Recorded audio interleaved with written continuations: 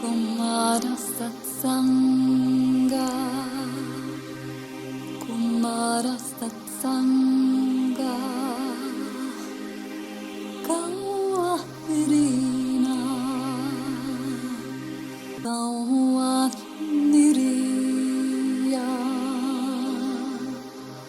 Kumara Satsanga, Kumara Satsanga.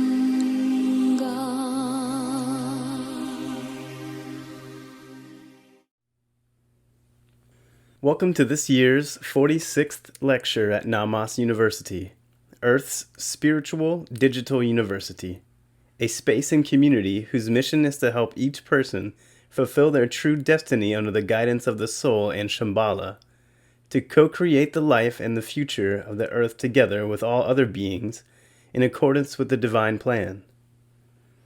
I am the SANAT KUMARA, and I greet you, dear friends, touching everyone with the rays of love, joy, and gratitude. I am pleased to note that many students have already felt contact with their soul and have learned to receive tips and recommendations from it. Some manage to be more attentive to the signs, to feel the presence of devas and other inhabitants of the earth. We welcome every step towards a new perception of the world and ourselves. Do not be upset if you have not yet been able to hear clear and direct instructions from the soul. Do the practices and be patient. Develop your sensitivity and a new level of perception with love.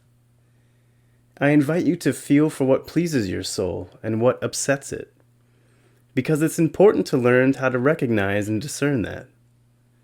Although the soul has many reasons to be joyous, it is of special value for it to sincerely aspire for unity and co-creation for the common good of all. The soul enjoys the free exchange of the energies of love, joy, and gratitude between people and other kingdoms of nature. Has your soul felt happiness after receiving and transmitting gratitude? The purpose of the soul's incarnation is to acquire perfection, and this happens within the framework of the divine law, that in its essence declares that every being in the universe has the right to develop, grow, and advance along the evolutionary spiral. Yet any development on all levels is not arbitrary, since it depends on God and the overall heading towards the goal of that level of existence on which the soul is incarnated. On Earth, the soul resounds through the spiritual heart and the chakra system of a human body, which is filled with a constant movement of energies that never comes to a complete stop. Every sheath around the soul, every subtle body, and every organ of the physical body has its own tasks. However, at the end of the day, everything must work for the fulfillment of the tasks of the soul. For the entire duration of one's incarnation, the multi-dimensional body of a person becomes a temple for the soul, the altar of which is the spiritual heart.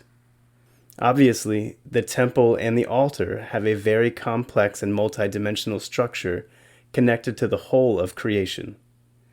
Your sacred heart contains the whole spectrum of your spiritual potential and feelings. As I explained in the previous lecture, all the particles of the universe should contribute to the perfection and harmony of the universal symphony. Without this first cause, there would be no understanding of what should be pursued collectively and individually. And if there were no divine composer, then who would lay down the law that directs everyone to the highest goal, which is merge with the Creator himself during your personal perfection? Today, I will remind you of the main divine principle of evolution. Even though the divine hierarchy grants everyone and each particle of the universe the right to make mistakes, to stop in development, or to degrade, yet with every downfall there kicks in certain divine forces to inspire the one who got lost to return to the path of evolution. A person on Earth repeatedly lives through various experiences of both development and degradation, and thus accumulates awareness and develops important qualities for the soul. It is the nature of unity, the one purpose of creation, that guarantee constant evolution and integrity of the universe. Within the framework of this law and principle, Shambhala never indicates the best, exclusive, or most effective spiritual path or method for evolution. Such exceptional methods, religions, and ways of one's perfection have never existed and cannot exist, because this violates the divine law of evolution. Each person finds one's own path of self-realization and gains experience from the many opportunities offered to one at each stage of the life path. Man, as a particle of the universe, in one way or another, strives to find out the purpose of one's own existence. Such purpose or goals may be of different nature, great and small, long-term and short-term. As one moves along the spiral of evolution, there is an expansion from small personal goals to global ones, then to the goals of the hierarchy, and then to the goals of the absolute. The movement from one level of goals to another is referred to as the journey of the soul, which is accompanied by the accumulation of divine qualities in the power of the mind.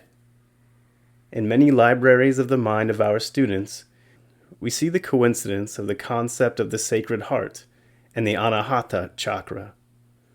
But it's true just to some extent. The ancient knowledge on that matter is supported by research made by living spiritual masters. The spiritual sacred heart is a capacious, multidimensional living being. It is the center of one's personal universe, which is directly, I repeat, directly connected with the heart of the One, with the great center, to which all essences of the universe are directed. In the 20th century, the spiritual master Babaji from Shahjahanpur, India, being the last incarnation of Yoga Patanjali, described the sacred heart not as the Anahata chakra, but as a composition of chakras and special points. This study is worth studying in detail, which we will do in future lectures, but it is important to understand how the evolution of consciousness and the soul takes place in one's life on planet Earth. Understanding the spiritual anatomy opens up the possibility for one to realize what obstructs one from hearing the voice of the soul and living under its guidance, and what stages of transformation are required in order for contact with the soul to become clear and permanent. All the secrets of the living mini-universe, which is man, haven't been revealed to anyone. Does anyone already fully know oneself, one's power, one's real nature? Nope. But if the sacred heart is open enough, there is a feeling, and realizations come, that one's essence is love. It is the spirit, the sound and the ray of love that connect the center of one's mini-universe with the center of the whole creator of the whole universe. The task for every earth dweller is to create a pure space in one's heart and mind big enough to accommodate the true sound, radiance, and realization of the aspects of love. It's hard to overestimate the importance of the guidance, live with your heart. For without the spiritual sacred heart, human life is not possible. At the same time, some people feel that their heart is wide open to life, hence it feels, knows, prompts, and leads. It loves and rejoices. It yearns and empathizes. It's alive. On the other hand, some feel their heart is closed, as if it is stone-like and insensible. Such a sensation is the result of a heavy, coarse, confused, and unbalanced state of the physical and subtle bodies of a person, and especially of one's heart. By exploring the veils of the soul, saints and yogis have already discovered that human beings are created from different levels of energy that coexist from the grossest to the most subtle. It is very important for each of you to understand the energetic state of your dense and subtle body. Today, I want to ask you to define the state of openness of your spiritual heart. In your free time, please do the following self-diagnosis. Get in a comfortable position, Chill out. Focus your attention on the area of the heart, which includes the entire chest area. In doing so, realize that you will not be exploring the physical heart, but the spiritual one. Immerse yourself into silence. Give the heart some time to respond to your attention and contact request. Recall, my dear friend, when was the last time your sacred heart sounded so insistent that you were aware of his call, advice, or even demand? Try to become aware of how your sacred heart is involved in your life. Find an image or symbol that represents your contact with your spiritual heart. Is it open to God, to the world, to people, to life, and to all that is? Maybe it's open only to some you care about. Determine the scope and scale of this openness. Maybe it covers only the close relatives or people of your country, or only nature. Maybe your heart resonates with thoughts about God and the higher worlds only, but for some reason it is closed to people and everything around you. Perhaps you feel completely alone among people, and your heart is closed, perhaps even to yourself. Don't you sometimes feel like you're sitting at the closed doors of your stone-like heart? All of these states of the spiritual, sacred heart may not coincide with yours. I offer several options to do self-diagnosis. I ask you to honestly estimate to what degree your heart is open to love, and to write it in your diary. If you have a mathematical mindset, you can rate this on a scale of 0 to 10. And if you have an artistic mindset, you may come up with the image of an open flower or a closed bud. Let your heart prompt you to self-diagnosis. This is a very important task, and believe me, there is no right or wrong state. It is what it is. To improve contact with the soul, first it is necessary to determine the level of openness of the heart. It's like finding your reference point. Once you do it honestly, it will be much easier to find a suitable method for purifying and opening your heart and get in contact with your soul. Our goal is to help each of you do just that. For many epochs in a row now, man devotes most of his vital energy to the acquisition of things, property, and social status. This is the result of life being ruled by the mind, the ego, and due to slavery or dependence to desires. From the center of my heart, I want to convey the most important wisdom that will help one to realize the most important use of time and resources of one's life. The purity of the sacred heart and the ability to control one's thinking is the most valuable thing a person can possess. Only the pure spiritual heart allows one to love unconditionally, realize the path to the supreme, and feel proximity to danger and temptation, to understand and to reject false values and goals. An undeveloped heart, along with an uncontrollable mind, deprive one of being able to discern.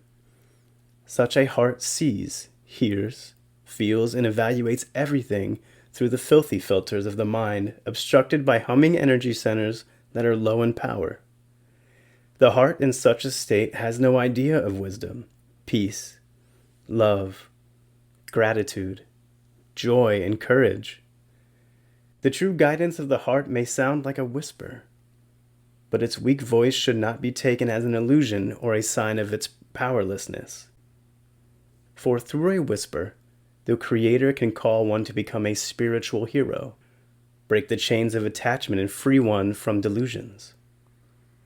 Unfortunately, the current state of consciousness of many land dwellers is such that the voices of the soul, the higher forces, and the Creator are hardly perceived because they are not able to penetrate through tough negative limiting filters or disbeliefs of one's mind.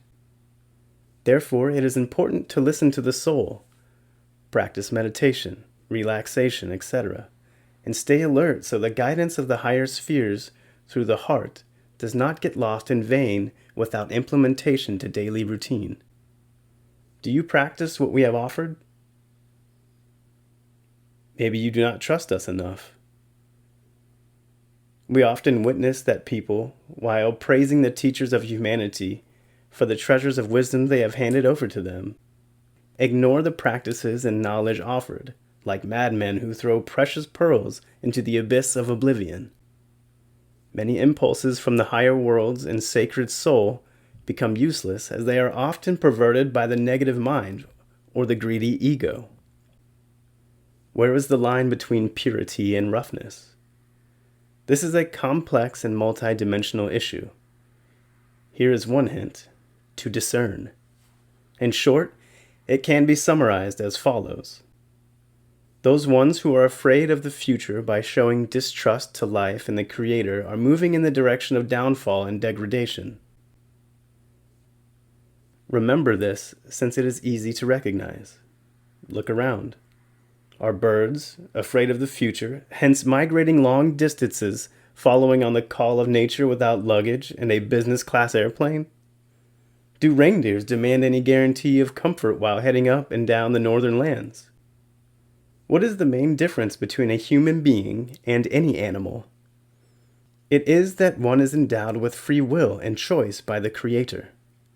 Therefore, one should not be like a donkey on a rope following the lead, but rather keep in mind that he is a part of the creation, under care of the Creator that takes care of him. The Creator's plan is for a person to obey the soul's guidance so that life force will carry him towards the true goal and self-realization. There are 3 important tasks for everyone. Purify the spiritual heart by taking good care of the garden of the soul daily. 2. Learn to control thinking and desires. And 3. Develop non-attachment to anything. In the Golden Age, every thought will originate from the pure spiritual heart, and it will be spatial, spreading all over the entire universe. Such thoughts bear the energy of love, transmitted with love, and in the name of love are the guiding signs leading towards unity. The SANAT Kumara's Personal Portal Paintings. I, the SANAT Kumara, paint personal portals to me in various sizes through Martina Violetta Jung. They are on offer both in acrylic on canvas and as watercolors. For those who feel ready for a direct bond with my highest frequencies and guidance through a portal still this year, please make sure your request reaches Martina by the 6th of December via the contact possibility on my website, thesanatkumara.com. The acrylic on canvas portals are numbered since I first started to paint them through Martina and are limited to 36 per year. Some are still available. The watercolors can be found in my ebooks, The SANAT Kumara, Affirmations, Invocations, and Insights for the Ambassadors of Light, and the AMAYA Mysteries, as well as on my Instagram account, Dr. Martina Violetta Jung. If you don't have the means to buy an original, there are no prints. Enjoy them in the ebooks, on my website, and on the Instagram account. They emanate my love and light, but don't have the effects of an original portal. This was the SANAT Kumara. This message was received by Alla Ravenko in Russian, translated to English by Igor Ravenko, and recorded by Joel Cameron Pennington. Kumara Satsanga, Kumara Satsanga, Kawa Irina, Kawa Niriya, Kumara Satsanga, Kumara Satsanga.